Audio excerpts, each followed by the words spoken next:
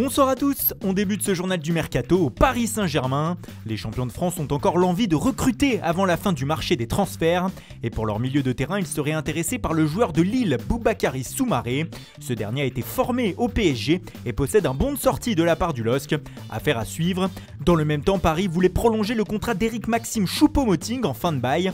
Mais il y aurait eu un retournement de situation. Le Camerounais ne voudrait finalement plus prolonger. En effet, il souhaitait un nouveau bail de 2 ans, mais Paris ne lui aurait proposé qu'une saison. Choupo va donc aller voir ailleurs.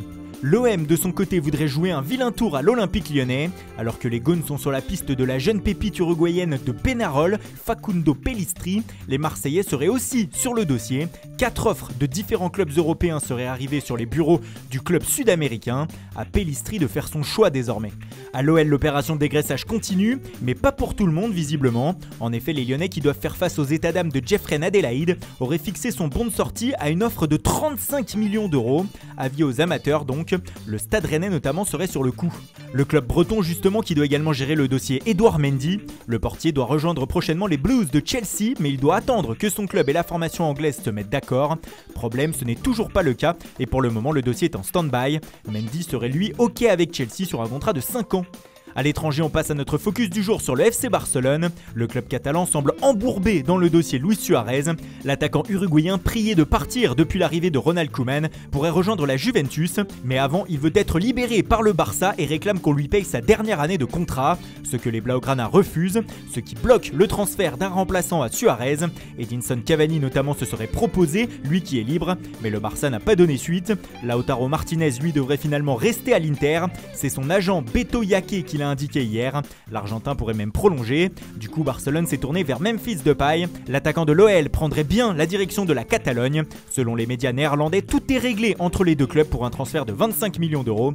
L'officialisation pourrait intervenir cette semaine, d'autant que le club catalan continue de se débarrasser de ses indésirables. En effet, il aurait trouvé un accord avec l'Inter pour le transfert d'Arturo Vidal.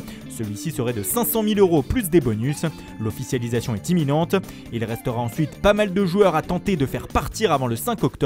En vrac, Samuel Umtiti, Martin Braithwaite, Jean-Claire Todibo, Rafinha, Junior Firpo, Moussa Wagué ou encore Juan Miranda se font montrer la sortie depuis quelques semaines. Tout ce dégraissage qui prend du temps bloque aussi les possibles recrues du Barça, comme c'est le cas pour Georginio Wijnaldum qui est toujours à Liverpool. L'intérêt pour Jules Koundé est lui freiné par le prix demandé par le Séville FC, 75 millions d'euros, alors que pour Eric Garcia, une deuxième offre devrait être faite par le Barça à Manchester City dans les prochains jours, mais elle ne devrait pas dépasser les 15 millions d'euros.